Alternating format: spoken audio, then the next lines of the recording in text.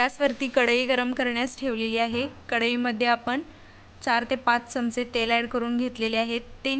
तेल छान तापल्यानंतर आपण तेलामध्ये 2 चमचे मोहरी आणि 2 चमचे जिरे ॲड करून घ्यायचे आहेत। त्याचसोबत 2 मीडियम साईजचे बारीक चिरलेले कांदे आपण ॲड करून घेतलेले आहेत आणि सोबत 10 ते 12 हिरव्या मिरच्या ॲड करून घेतलेल्या आहेत। हे सर्व मिश्रण आपण तेलावरती व्यवस्थित असं परतून घेणार आहोत।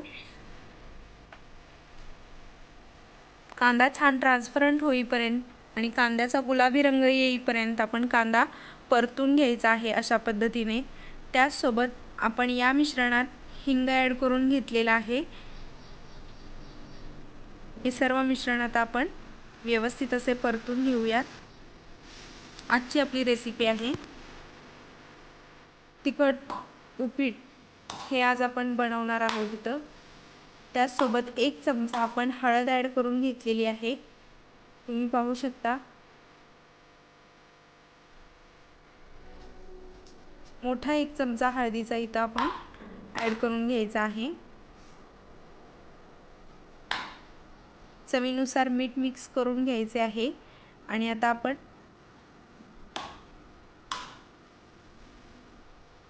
1 तांब्या भरून पाणी इथं ॲड करून घेतलेलं आहे। साधारण 4 ग्लास पाणी इथं मी ॲड करून घेतलेले आहेत मोठे।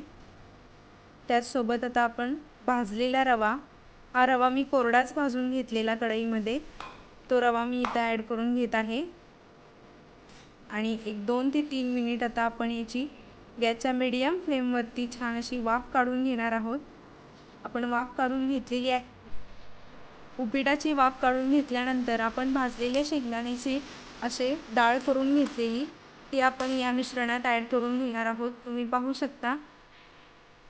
आणि वरून कोथिंबीर ॲड करून घेणार आहोत। खायला तयार झालेला आहे आपलं छान असं कोल्हापूर पद्धतीने केलेलं आहे उपीट। ही रेसिपी तुम्ही नक्की ट्राय करून पहा।